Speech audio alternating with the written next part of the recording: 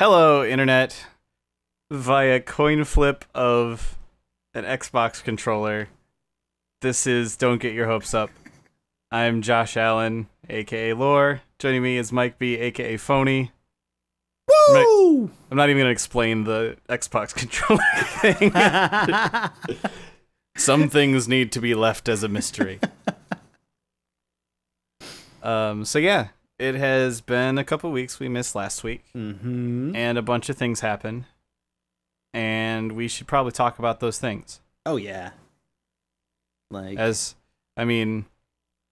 seems to be pretty much just the way of things that when a whole bunch of interesting news happens, we can't do a show, and then the next week there's nothing for us to talk about, so we just have to go back to the previous week. It's sort of our fate it's sort of our destiny is constantly having that happen. Speaking of destiny, though.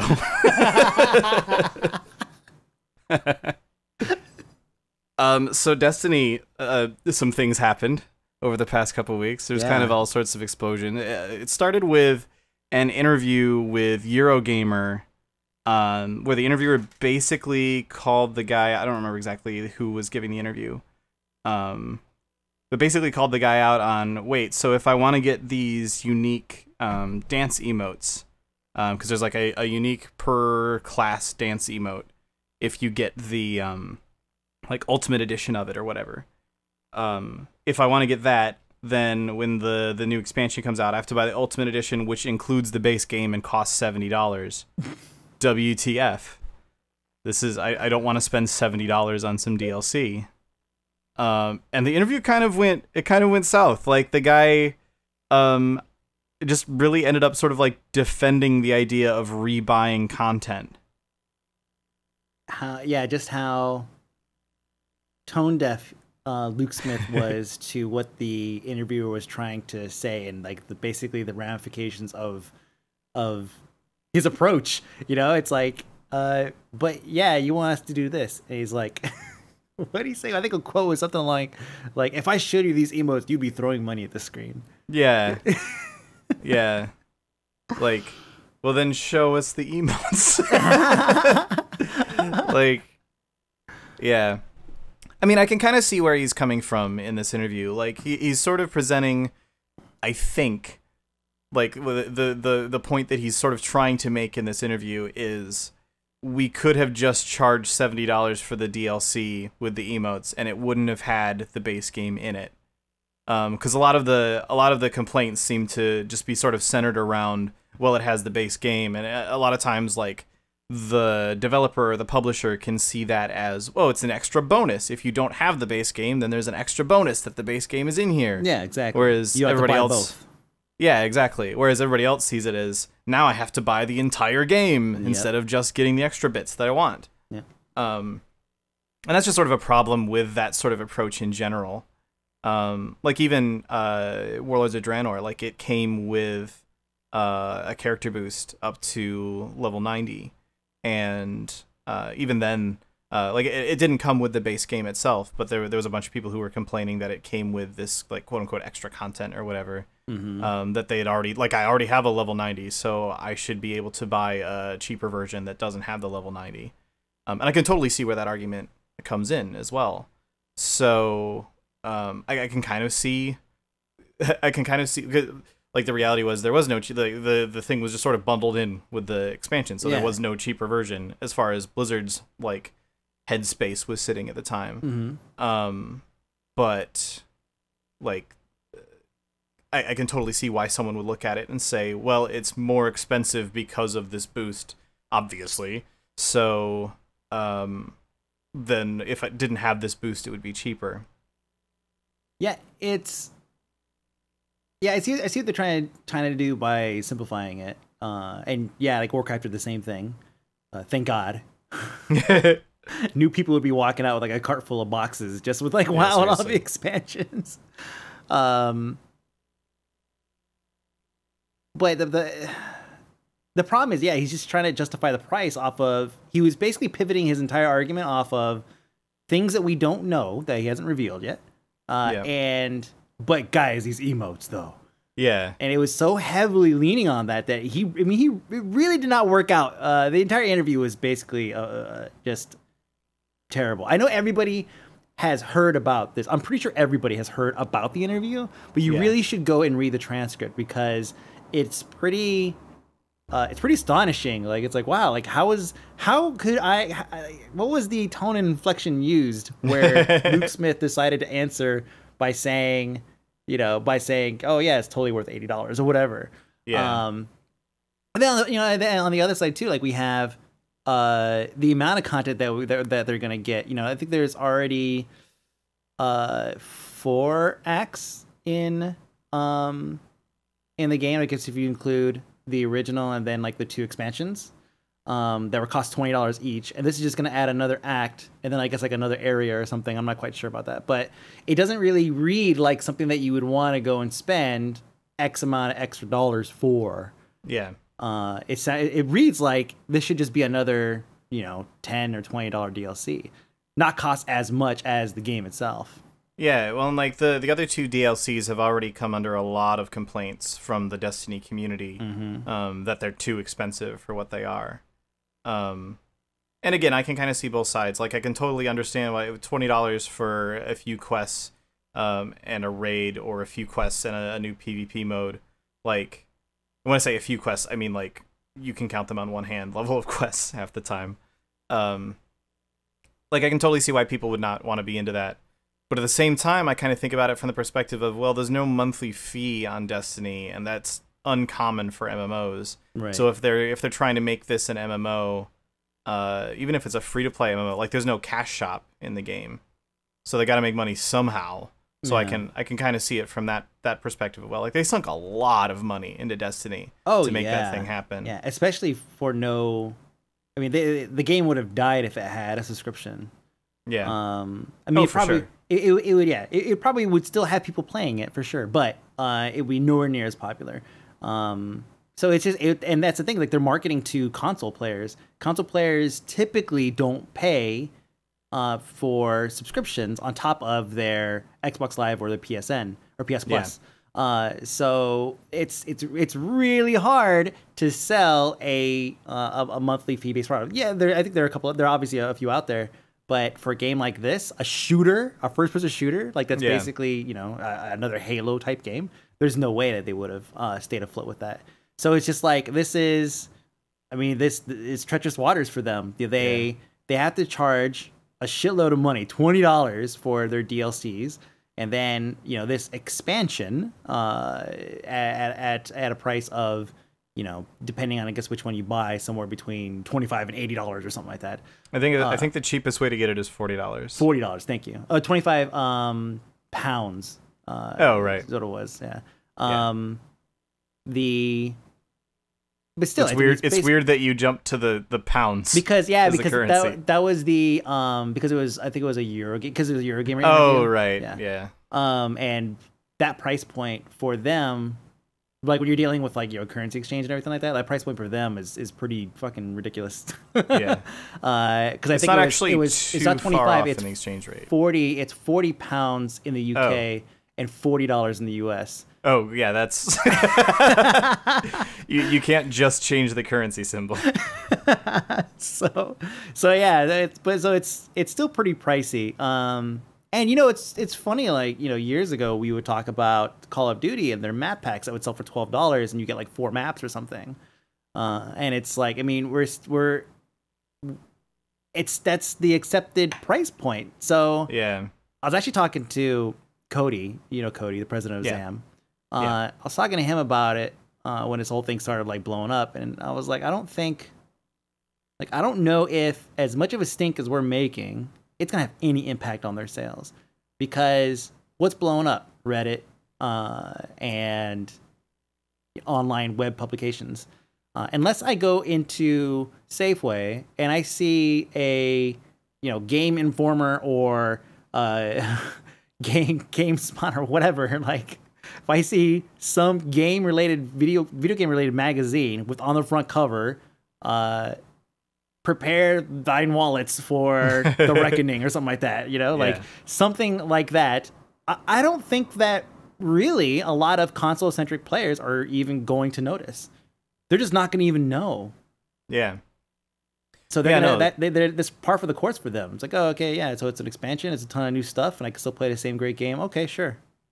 Yeah, that's kind of the thing that is really it's really interesting to me as consoles start to sort of step into the PC era of gaming, and you start to see more and more games being cross-platform between PC and console. You start to see more and more games like even doing simultaneous simultaneous release. And like games like Destiny, I think Final Fantasy 14 now is on console as well with Heaven's Ward. Heaven's Ward. Like, yeah, you're starting to see more and more games that are sort of starting to bridge the gap a little bit. And it's really interesting thinking about how that gamer, like from a community manager's perspective, like if hypothetically speaking, and we have no plans for this, so nobody read into this, but if WoW were to come out on console for some reason, you gotta really stop using WoW as an example, dude. Well, I think I do really need to stop that because everybody always thinks that I'm talking about some sort of impending thing, but I'm not. We're not. We're like we are not making World of Warcraft for console. End of that. It's not happening. At least it's not currently planned. I suppose I should never say never because you never know what we're going to decide to do in a year. In 2023, they'll be like, wait a minute, lore said. Yeah. You guys weren't doing this. I sold all of my consoles because lore said this. Now I have to buy a new console. Blizzard lied to me. Yeah. So yeah, it's not coming to console. Not coming to console. Not planned. Not just no. Basically, just no. But if I were in charge of an MMO, if I was trying to do community management for an MMO that was on a console, how do I actually reach those players? How do I actually communicate to them?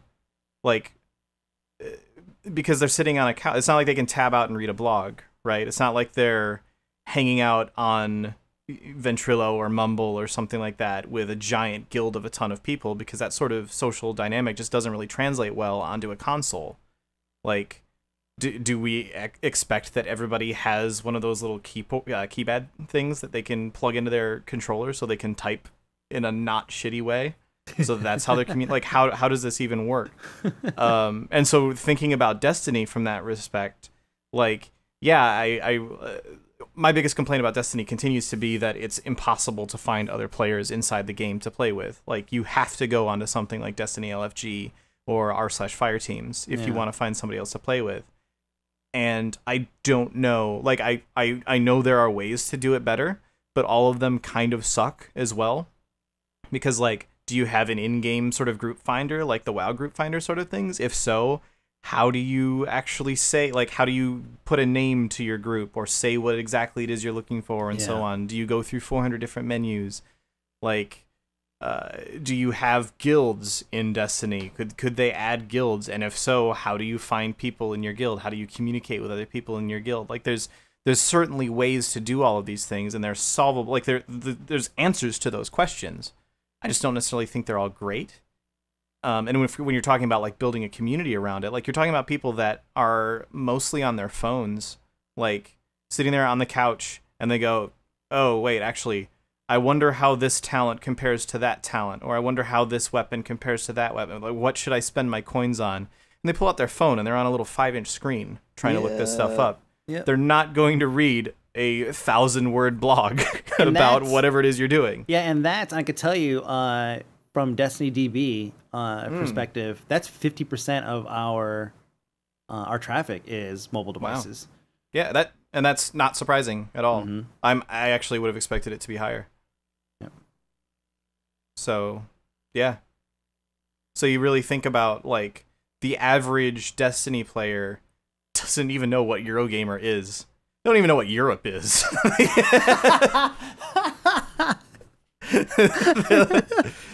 I didn't realize I had the PlayStations in Europe. I thought they came from Taiwan. Oh, man. But yeah. Yeah, so I guess moving on from whatever that was. This was not the end of all the Destiny. I was trying desperately to find some kind of Confederate flag joke to slide in there with that accent. Yeah. It's perfect. Anyways, yeah, sorry. Yeah. Yeah, exactly. So So speaking of the Confederate flag, by which I mean speaking of blue and red things, by which I mean speaking of red things with blue on them, by which I mean speaking of Red Bull cans, if you have a Red Bull can, you can get a Destiny DLC from your Red Bull can. And so, okay, this whole promotion, I'm actually totally cool with. Right. Like, it's, well, I wouldn't say totally cool. I'm mostly cool with this promotion. Like, I think the idea of get some sort of something in game as a promotion for some sort of something somewhere else. Just from a marketing perspective, it makes sense. I remember when World of Warcraft had the here I go using WoW as an example again. When World of Warcraft had the whole like Mountain Dew gamer fuel thing ages ago, where you could buy a red or blue Mountain Dew and you could like refill your little pet in game, and then you could make your little pets fight each other. Like, I actually thought that was super cool. I thought that was a clever little thing, and it was for like this was before the in-game shop existed. I think it was even before the Sparkle Pony existed, the Celestial Steed. Wow. And it was like $2 to buy a thing of Mountain Dew, and then you get an in-game pet. And I was like, I get a Mountain Dew and an in-game pet for this? This is amazing. I was going to buy a Mountain Dew anyway. Now I also get this. Deal. Yeah, totally. So I'm totally okay with the idea of this sort of promotion. I think like as long as it's targeted properly, like Red Bull and gamers, this is a thing that is like Red Bull even has an esports like organization. This is a crossover that makes sense. If it was like, I don't know, Twining's Tea and Destiny, maybe that's a little bit less. Marie Callender's pot pie. Yeah, exactly. Everybody knows immediately before you go into the vault of glass, I always got to nom down on a Marie Callender. That sodium intake. Yeah. Or like horse tranquilizer bundles or something like that. Like this is not well, I guess maybe with some people, but this is not a crossover that really makes sense. But like Red Bull, Destiny, okay, I can see it. Yeah. And honestly, so what you actually get in the game is like there's a little mission that you can go on, and it's a timed exclusive. Everybody gets it later. I don't remember if you have to pay for it later or not, but everybody gets it at I want to say I don't think you have to pay for it, but it's January 1st. January 1st, yeah. Everybody gets it at January 1st. So okay, cool. It's not even something that you have to buy Red Bull to have done, which helps it make sense from a development standpoint as well, because they've obviously put the effort into developing this thing.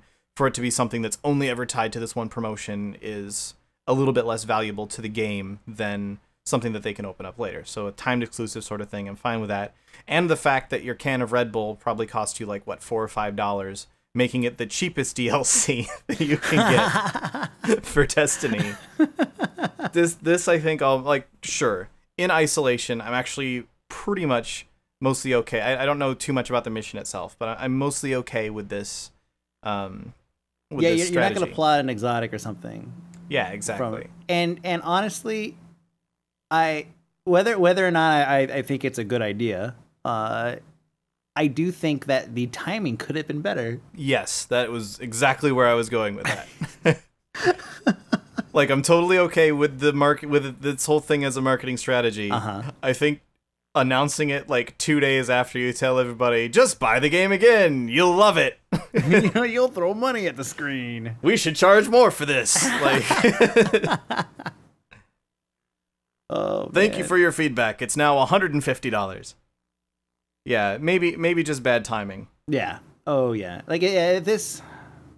Yeah. I agree with basically everything you said. It's like it's a promotion that makes sense. It doesn't seem like it's a lot of content for the completionists. It's a lot of content. Oh sure. But to the average person, they're not going to miss it.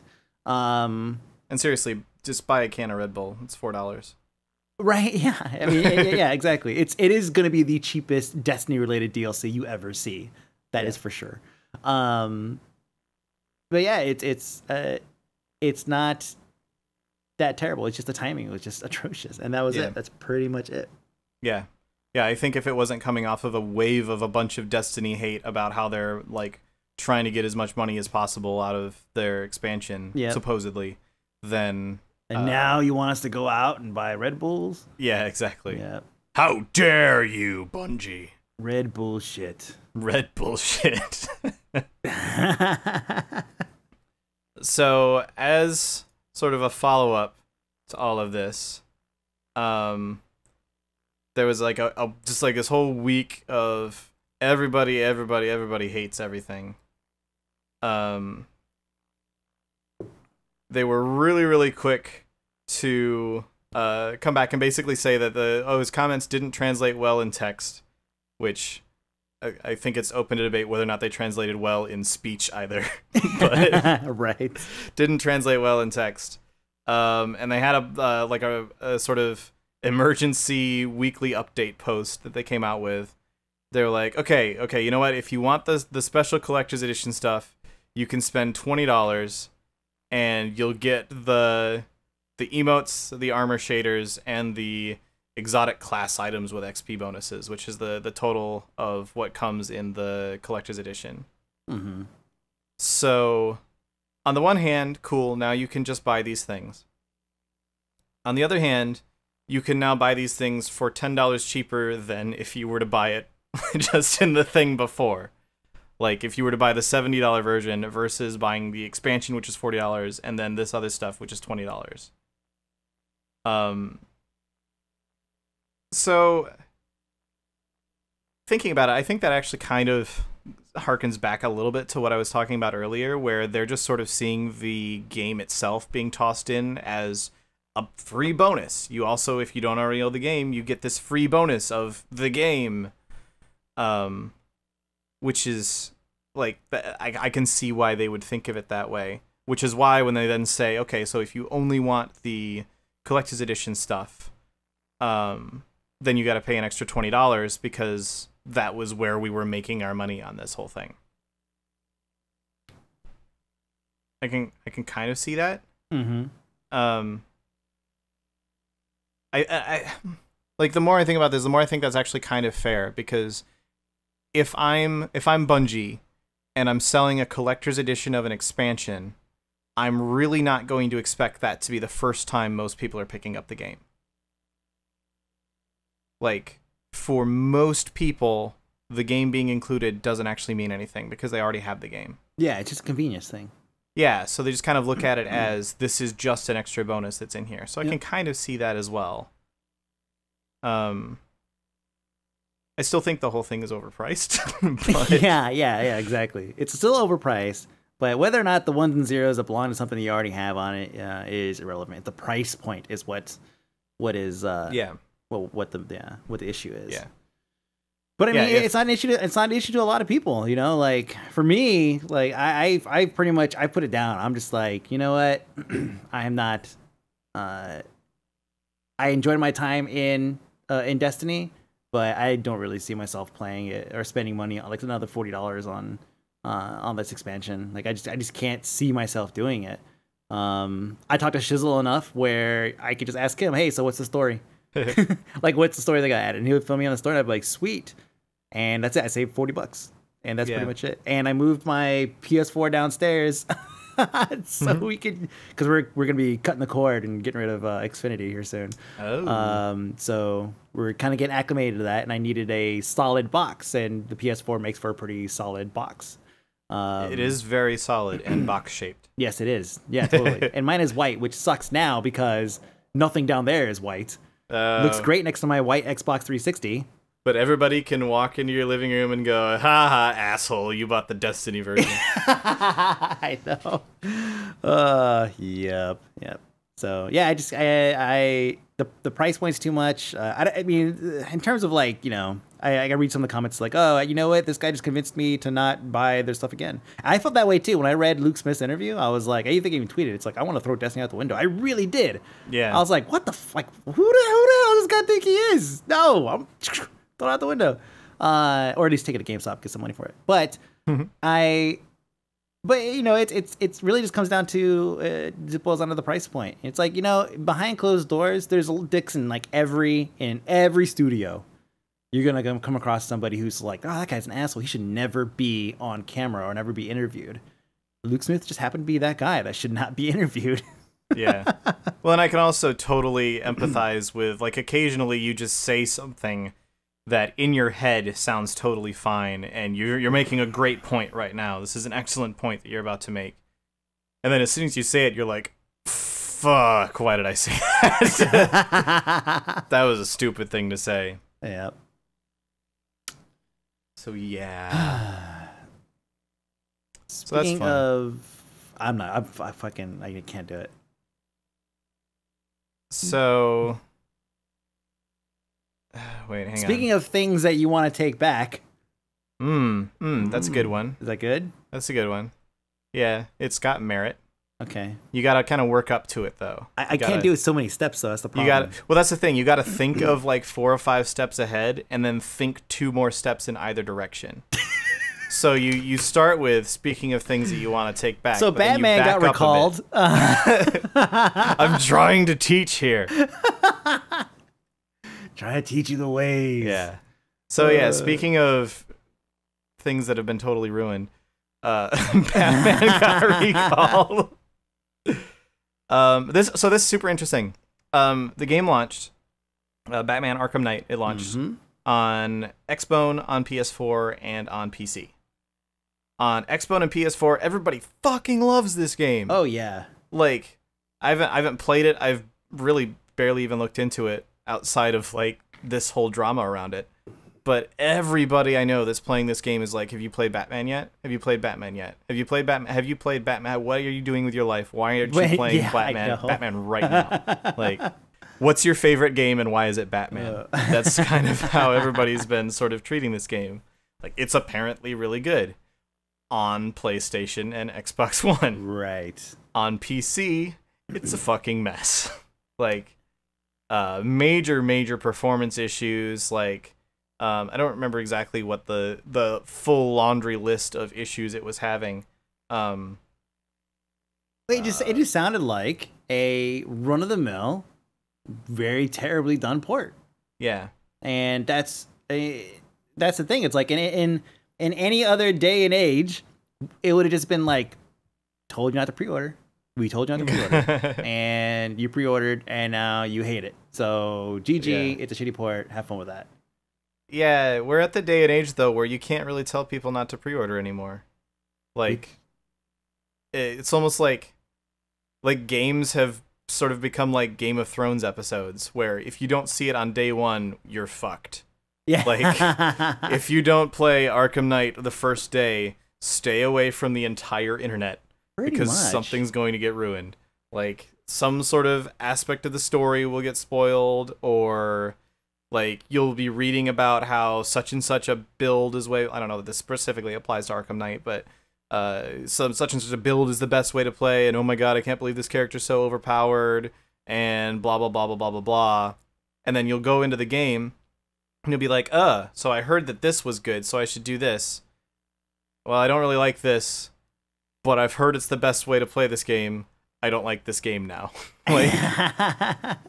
that's the sort of issue you'll run into nowadays. So I kind of feel like even with Fallout 4, like, I haven't actually pre-ordered Fallout 4 yet because I keep hoping that one of the 30-second spans that the Pip-Boy edition is available, I will be able to pre-order it. It keeps going up on various, like, oh, Amazon has it. Oh, never mind. Then the time it took us to tweet that Amazon has it, it's sold out. Pip-Boy edition Fallout 4 tracker. Oh, does that exist? There has to be.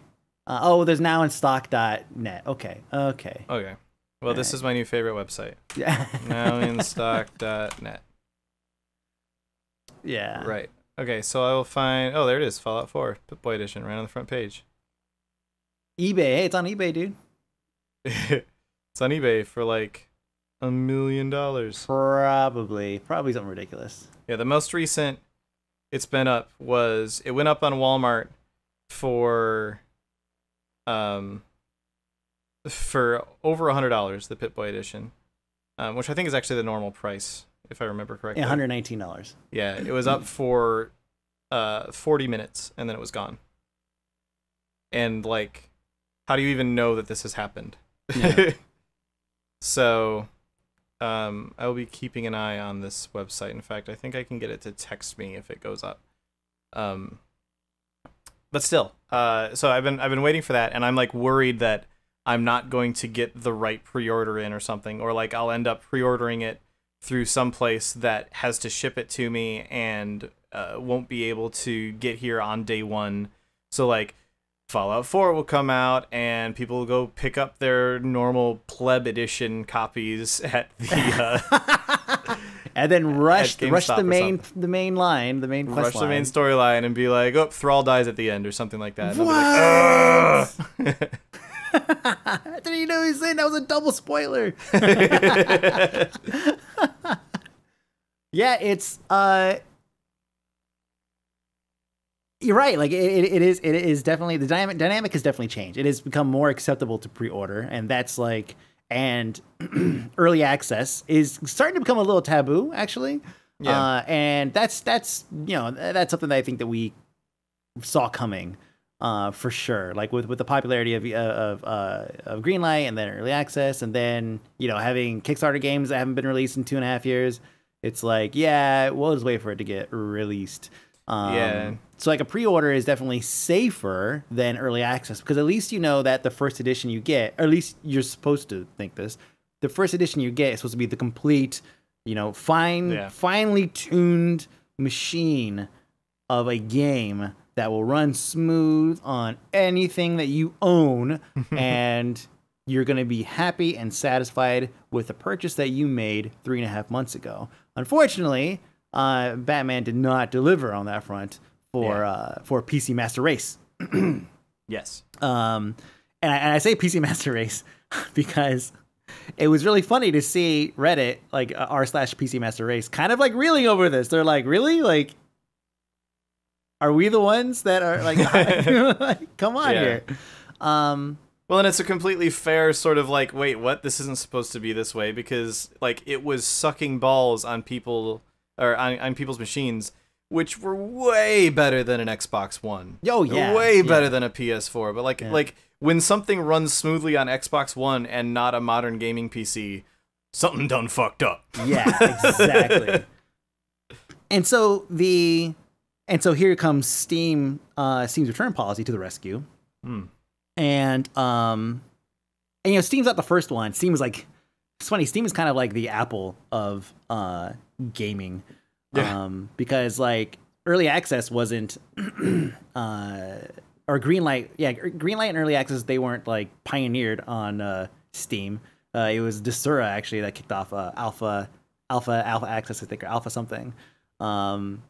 And now with like returns, it's like Origin actually allowed returns like a long time ago. They're actually really good about it. But anyways, so they had to be for Mass Effect 3. For what? Just saying. Dang. God. Still mad. Hashtag still mad. Hashtag ME3. Hashtag Corey Hudson. So damn. Casey Hudson. So I think the thing the Steam returns really is like, it's kind of a lifesaver. And I also think that it's kind of we kind of shot ourselves in the foot with this, because it's great that we got returns. They pulled it because they were losing money, because apparently they still have to pay the Steam fee, even if it's a return. Yeah. So they were actually losing money, or one would suspect that they would, especially given like how much negative feedback there was. So now it's like it's indefinite. Like they're gonna take it down, they're gonna work on it, and they probably will release it sometime, in the future or whatever. Oh, I'm sure they will. There's no PR behind it. Like they already spent all their money on PR promoting it and everything. So like, who are they gonna like promote to? Yeah. Is it just gonna be, hey, we're back on Steam and we're all good now? Yeah. And and honestly, I do think that this, while Steam being able to return games on Steam is a godsend, it's great. Really, it's the publishers and the developer studios that are gonna look at it and be like, I'm not gonna risk putting my shit over there, because if if Total Biscuit says it sucks and everybody buys it to see how much it sucks and then returns it, I'm going to end up losing money on this deal, or not making any money or whatever. And it's like, I'll just make it for console platforms, and I'll just deal with that, which I assume is a lower, virtually non-existent return rate, especially if it's disc. Yeah. So, yeah. Well, how long? I'm almost kind of afraid to say this because I don't want to give somebody the idea, but I know that the sort of person that would do this has already had this idea. What about somebody with some sort of botnet and 5,000 Steam accounts who decides to buy a game, return it, buy a game, return it, buy a game, return it, buy a game, return it? Like, imagine if Phil Fish came out with Fez 2 and someone was just really, really mad. And they were like, no, I'm going to put this motherfucker in the ground. So they were like, okay, so I'm just going to buy this game 5,000 times, return it 5,000 times. I can only assume that there's some kind of stopgap or something. Yeah, there would have to be something. If they do end up, because, as far as I've seen, it was a Rock Paper Shotgun article where I believe I read that they said that they actually lose money on the sale because they have to give money to Steam still. So Steam still makes money, but they lose, but I mean, do they really lose because they're selling a virtual product, So in the end, I think they probably end up just getting back down to zero, and that would be it. But I just can't help but to think that publishers are just going to be like, don't worry about PC. It's not the majority platform. And it's too dangerous to publish games there because we might end up doing all this work, and obviously if you end up making zero on a game, on a AAA game, through sales, you actually lost money because of everything else you did, right? Let's not forget about the actual dev time, and of course all the testing, and then the actual PR and the marketing and all that stuff. Like, all that stuff costs a shitload of money. It's scary. It's just scary. And, ultimately we may end up with, nothing but quality games on Steam and just on PC, which would be amazing. But, you can't bitch in the future if, Grand Theft Auto 6 comes out and they're like, yeah, we're not going to sell, which I can't imagine Grand Theft Auto 6 sucking. Every Grand Theft Auto has actually been pretty good.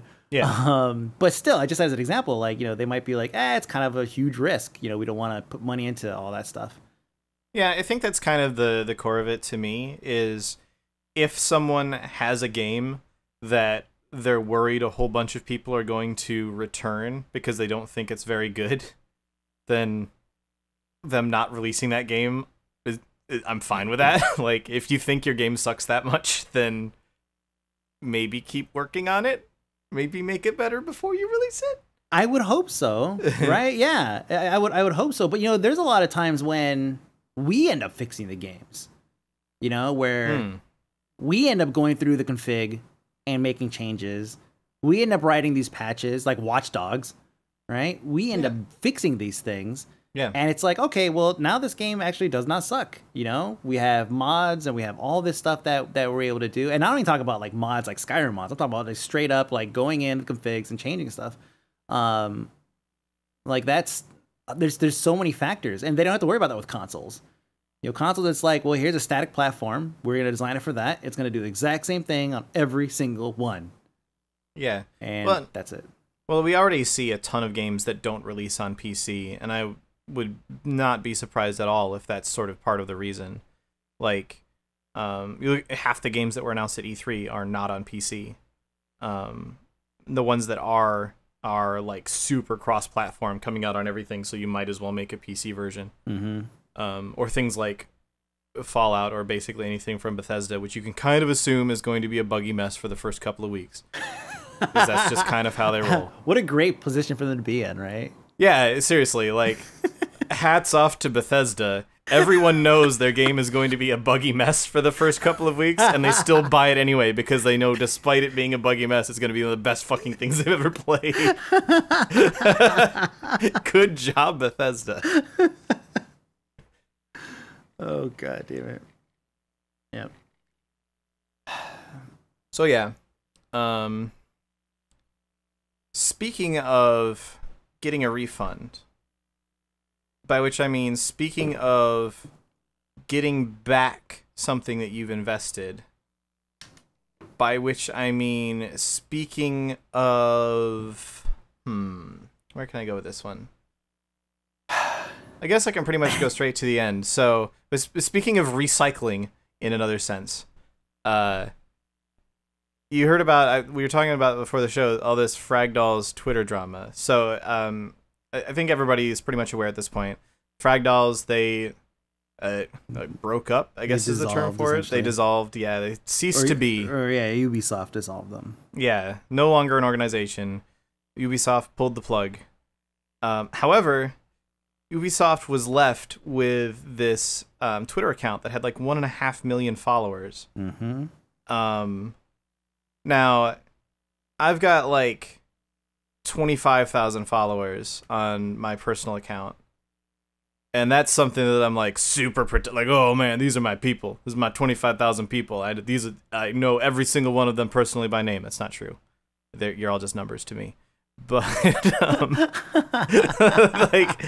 like it's something like, oh man, 25 that's valuable. Like I've got 25. That's value right there. That means that I can tweet at game companies and they reply to me.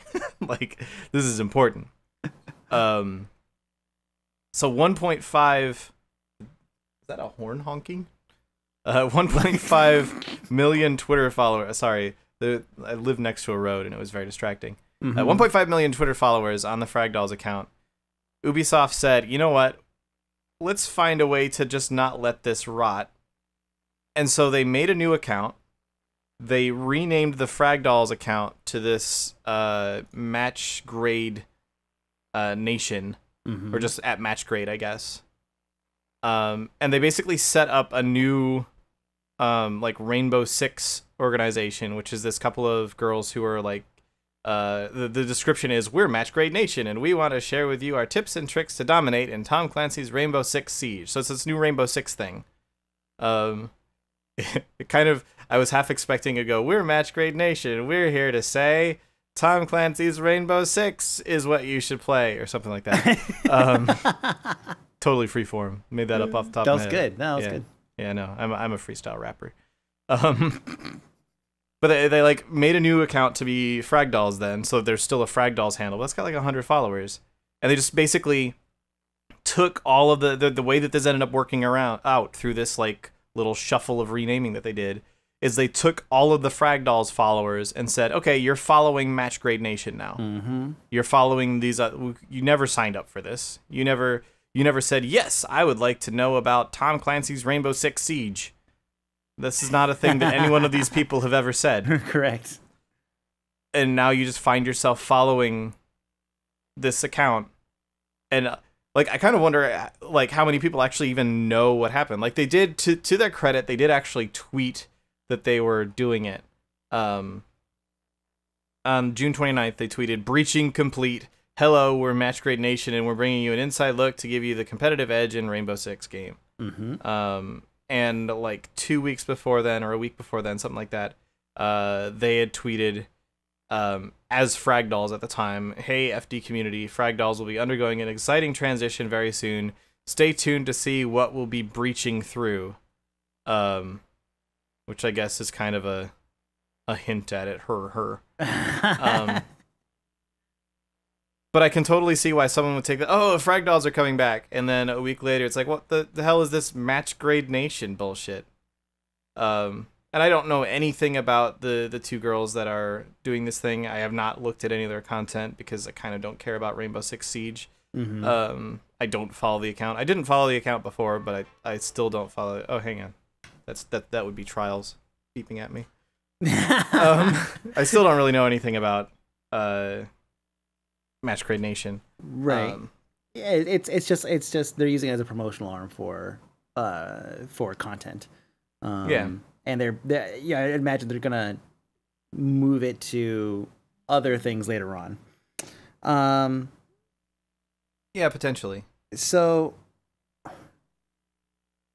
it's funny, like on the surface, and I've seen it going through the tweets and everything, and some of the messaging. Like a lot of people are a little bit upset by it because we haven't seen a situation where, in gaming, anyways, where we've had like such a major shift. Where somebody has control of a gigantic Twitter account and then just flip a switch and made it something else. Like that really doesn't happen. Like I can't even think of one instance where it's happened in gaming, and we've done this. So we had Torhead actually. We shut down Torhead.com and like a couple months ago, and we have a Twitter account for it. And I want to say it's still up. I didn't close it, but it's still up, and it basically has a note that just says it was a great run, but the time has come for Torhead to rest. Please follow blah blah blah. So I basically made the call to keep the Twitter account around because it's got 3,876 followers, and if we decide to flip it into another site, we build another site and we want to flip it or another product, and we feel like it would appeal to, like, maybe it's another MMO, right? And it would a sci-fi MMO too. Well, let's use this account. We have it now in our pocket. But that's like, that's like 4,000 people, and I'm not scared. It's like, what are they gonna do? They're gonna get mad. It's like maybe 2 people are gonna be upset. But it's like, well, what can I do? I'm not gonna just throw it away, right? It's an asset to the company. We're gonna use it.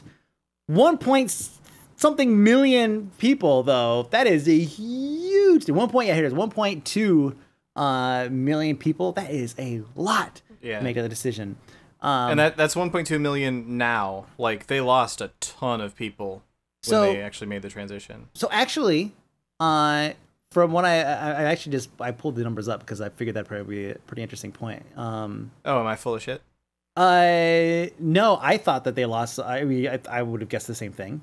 But they've actually lost. So leading up to Fragdoll's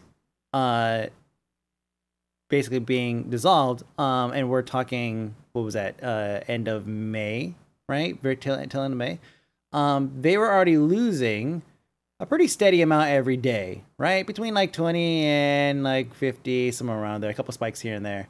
But ultimately, in the month leading up to the actual separation, they lost about 1,500 followers. Beyond that, so basically from June 1st until June 30th, they lost an additional 1,500 followers.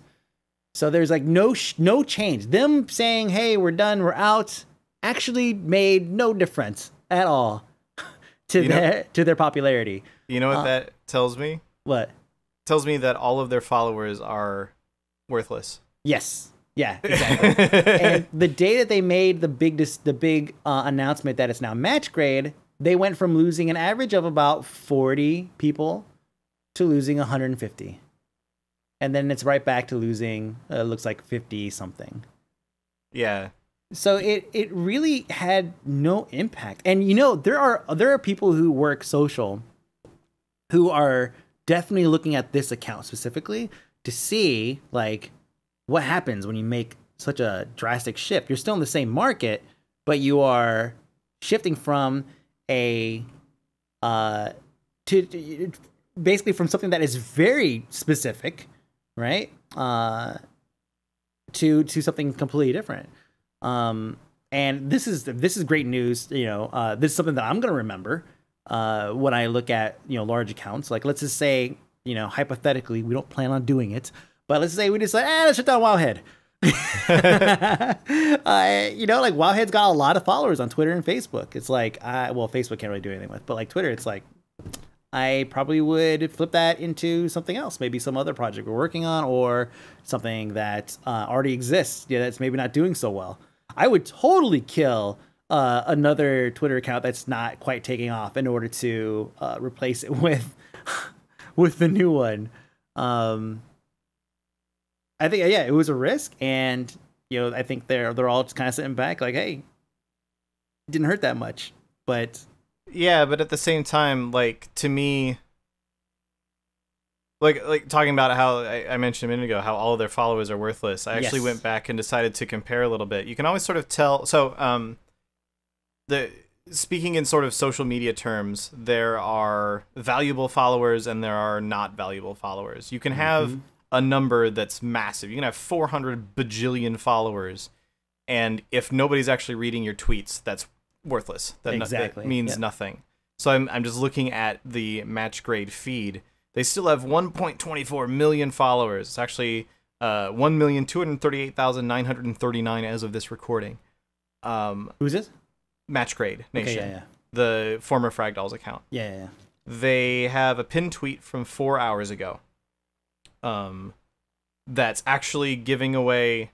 It's a giveaway for closed beta codes for Rainbow Six for the Siege, and it's got a video embed.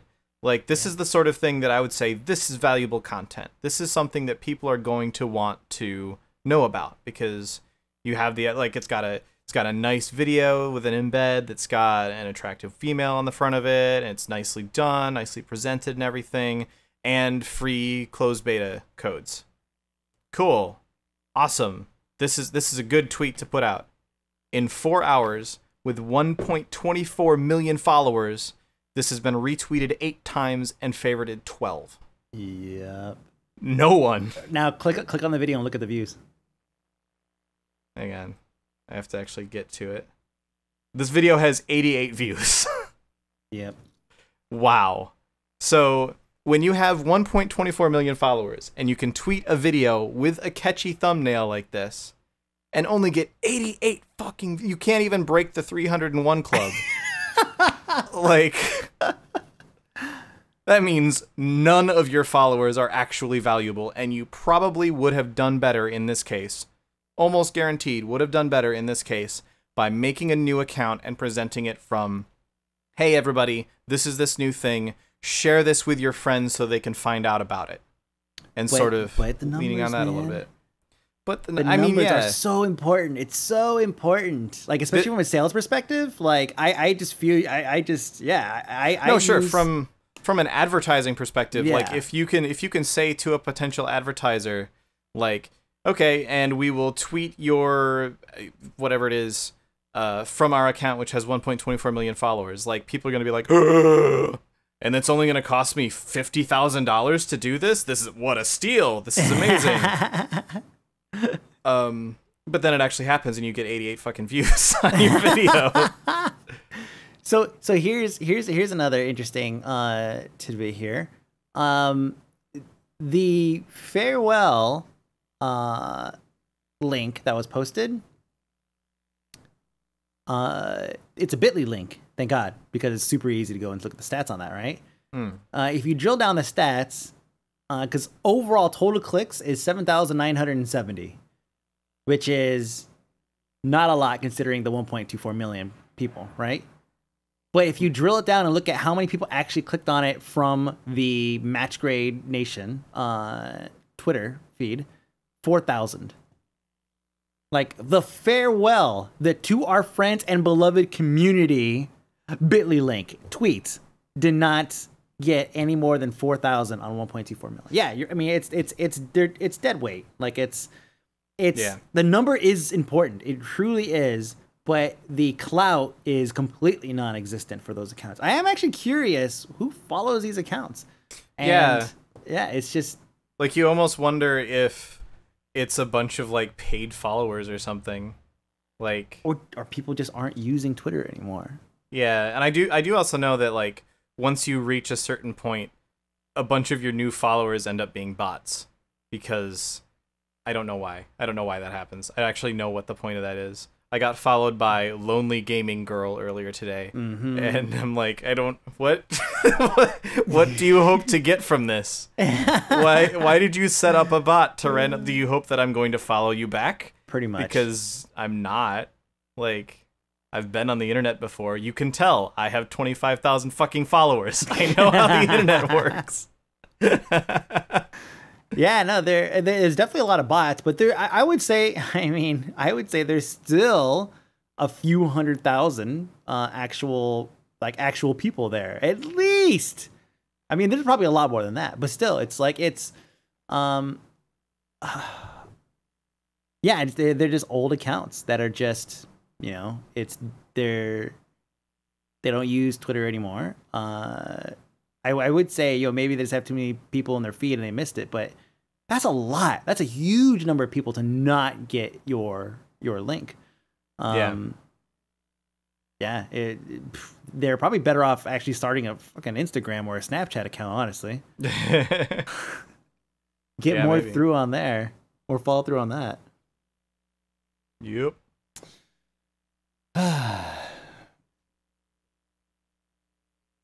So yeah. Well, as we approach the end of the show, I wanted to take the opportunity to... Oh, are you going to make another announcement? I'm going to make an announcement. Yes. Due to recent rulings, Mike B and I are now married. No. Yes. That's how it works, right? Like, as soon as gay marriage was legalized, everybody had to get married. Every dude had to get married to every other dude. Oh man, I one of my buddies, I could just feel marriage desanctifying. So one of my buddies and his partner, like, I'm always giving them shit because they are always finding excuses not to get married. They've been together for like 15, 20 years, something ridiculous. Right. And it's like, how come you guys, like, you can finally do it? Like when it was first legal, it's like, go to Maine or go to, wherever, right? It's like, go here and just get married. They're like, whatever. And it's like, now it's like illegal everywhere. It's like, well, what's your excuse? They're like, whatever.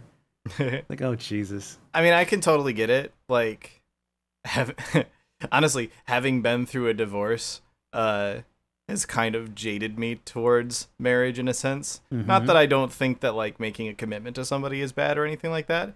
It's just sort of like, this is what you do when you want to file taxes together. Yeah.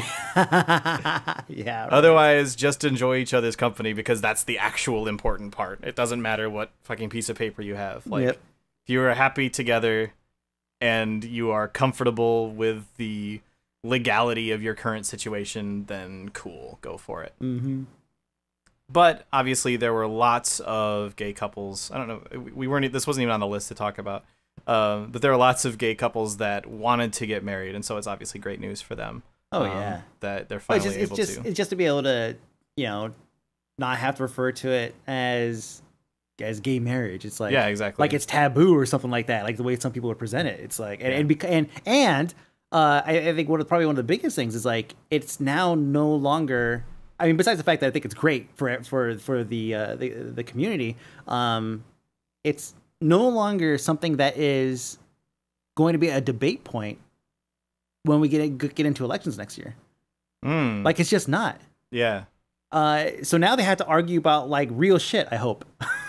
Yeah. No, they won't. Yeah, you're right, they won't. I mean, at least not in, like, the primaries, because you know that, like, I'm going to get political for a second, but you know that, like, Donald Trump's going to go up there and be like, this country's going to hell, blah, blah, blah, blah, blah.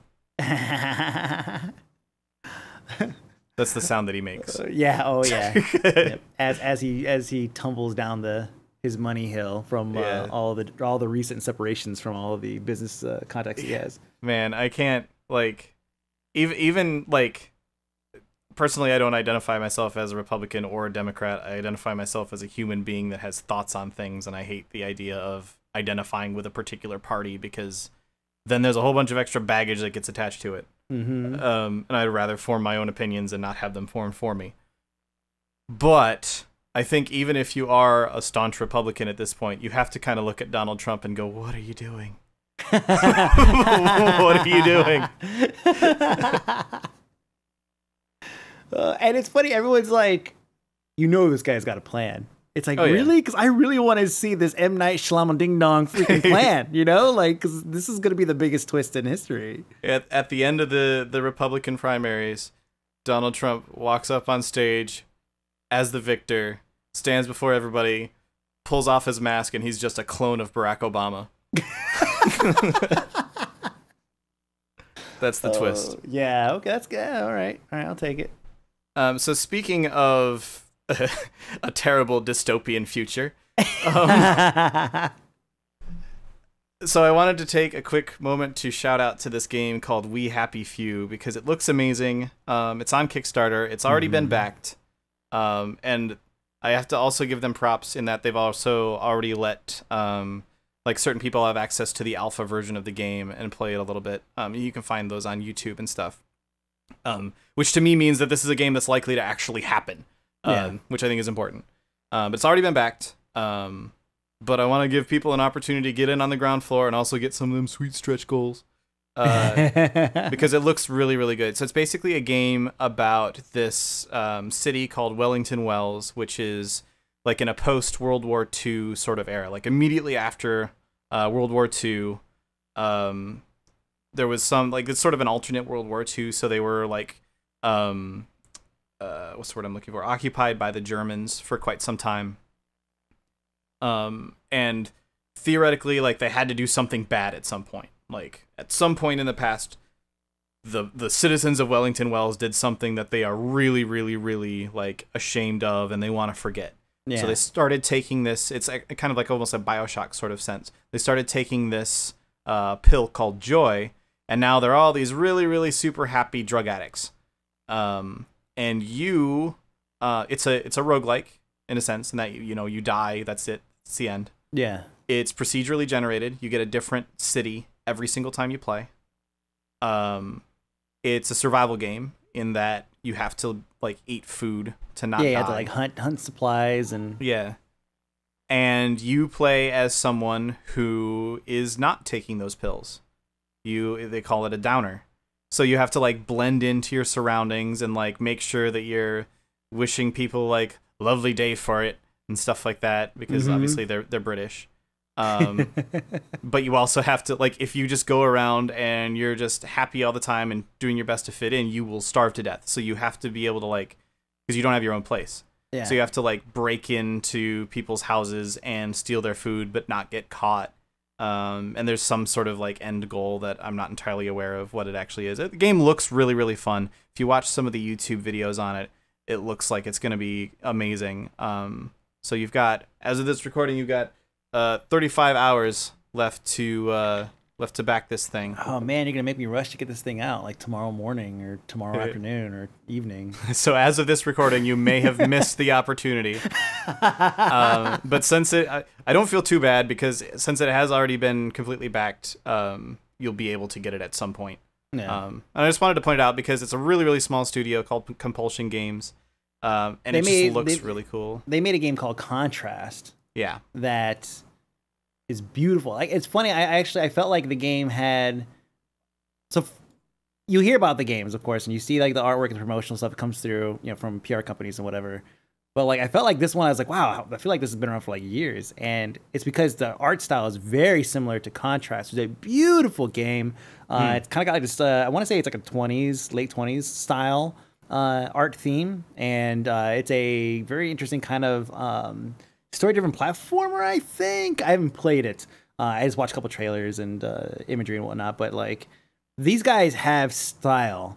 Like, these guys really have a unique sense of style, and so that if anything, this is going to be the game experience, the visual experience is going to be memorable. At least, definitely. Unless it's a stretch goal. Yeah. No, the stretch goals. I just tabbed away from it, so now I have to go and find it again. Gosh. The stretch goals that they've already reached. They meeched. Yeah. The Meeches went extinct, though. That was a Oddworld reference, for those that didn't get it. Mm-hmm. And for those people that wanted to hear me say it was an Oddworld reference. All 0 of those people. Anyway, so the stretch goals that they've already reached, they have, like, one called Drug Paradise, which is just different types of drugs that you can take. They have this drug called Joy as sort of like the centerpiece of the whole game, but there's going to be different ones that give you different status effects and stuff like that.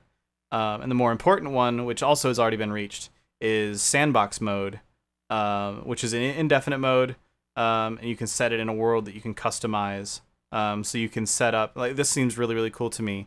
You can do things like say, okay, I'm going to make a mode that's, the city's huge, but it's more dangerous, there's less food, and there's more bad guys in it. Mm-hmm. You can do stuff like that, which seems pretty cool. Yeah, the next one is So they have 32 episodes right now of this show called Uncle Jack, which is this guy who's just sort of like the face of the city. They've got 32 episodes, which are seen in viewable in game, and they're gonna do another 20 of those. The most important one that hasn't been reached yet, though, is authentic English weather. So they say, we'll give you the option to remove the sun, add drizzle, and everyone will be even more pale than they are now. Naturally, everyone will also be more charming and better at making tea, too. So that one I think is pretty important. And also, like, the last one, which I don't know what the chances are of it actually reaching it at this point, but it would still be really cool.